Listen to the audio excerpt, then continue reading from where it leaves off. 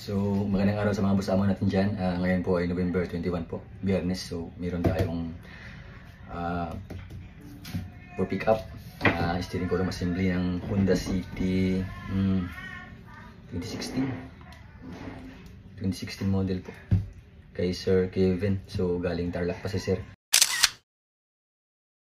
Pupunta lang ng Quezon City para i-pick up po. So, regarding po sa warranty natin ay pagkatapos ng installation po, kung sakali pong matigas pa rin,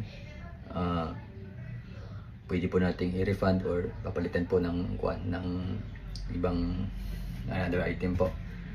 So, mag-i-start naman po yung warranty natin pag after installation po. So, ito na po mag-umpisa yung warranty. Halimbawa naman po pag yung customer natin ay for shipping, malayo po minsan kasi nakakapag-ship tayo sa Mindanao eh. So, halimbawa po pagka ipadala po namin tapos nagkaroon po ng problema, so mangyayari po niyan, papalitan po namin, tapos yung shipping cost po niyan, sagot po namin nun. Balikan na shipping cost nun.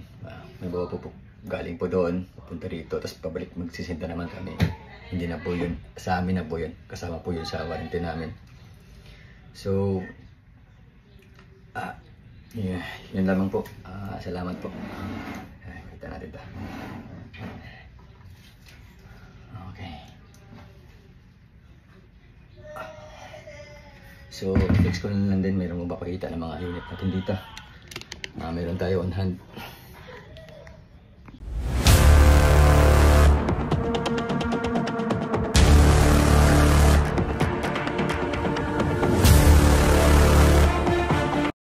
Okay, steering column assembly natin.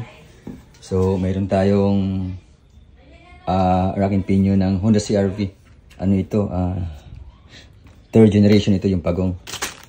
Ito naman ay Honda CR-V 4th generation 2012 to 2016. Ito 2007 to 2011 po. Mayroon din tayong Honda Civic FC dito. Civic FC sa Honda City. So, yun lamang po. Salamat po.